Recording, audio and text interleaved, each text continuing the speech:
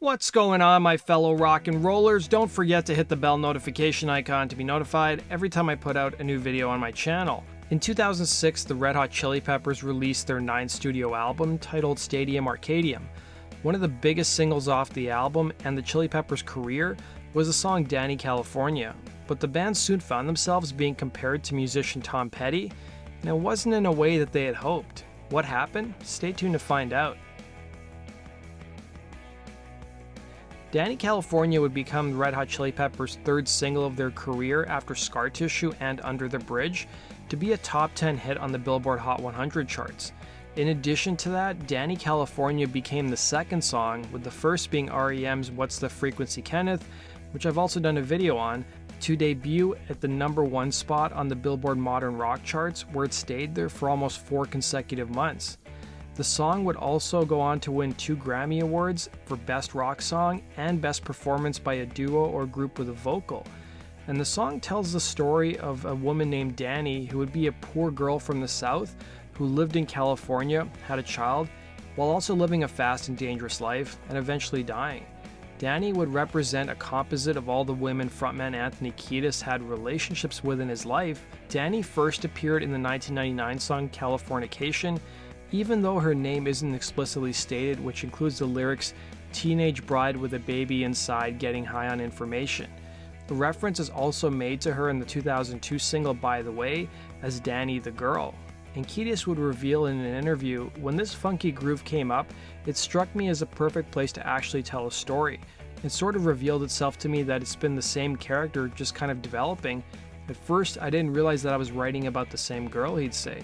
While the song received much critical praise, it would be a morning radio DJ in Delaware named Dan Gaffney, who worked for radio station WGMD 92.7, claiming the Chili Peppers plagiarized the Tom Petty and the Heartbreakers' 1993 hit, Mary Jane's Last Dance.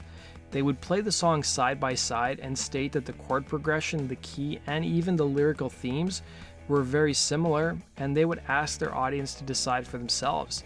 And soon enough, news outlets picked up on the story and it became widely reported.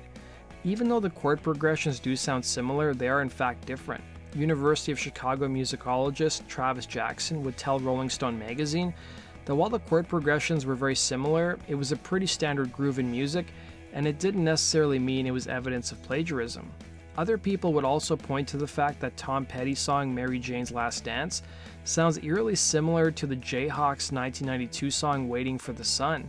The Jayhawks, ironically enough, were an opening act for Tom Petty in 1992, and the band's keyboardist also played on both Waiting for the Sun and Mary Jane's Last Dance.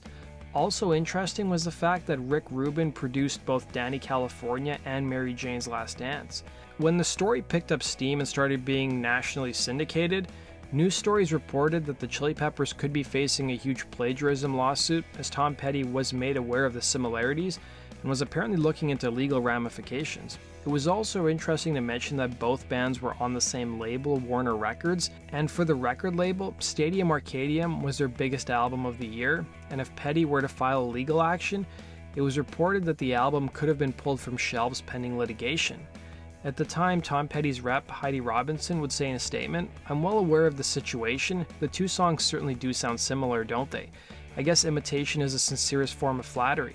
Tom doesn't have a comment on this at all. "I have no idea if he's going to sue the Chili Peppers, and I'm not prepared to make a comment on that," she'd say. Eventually, Petty would comment on the matter when he was interviewed by Rolling Stone magazine, where he would say the following: "The truth is, I seriously doubt there's any negative intent there. A lot of rock and roll songs sound alike." When he was asked if he considered a lawsuit, Petty said, "Nah, I don't believe in lawsuits much. I think there are enough frivolous lawsuits in this country without people fighting over pop songs," he'd say. So let me know your guys' thoughts in the comments section below. Do you see a lot of similarities between the songs? And what do you think Tom Petty should have done at the end of the day? Thanks for watching, guys. Be sure to hit the like button and subscribe. If you guys have suggestions for future topics, let me know in the comment section below. Take care.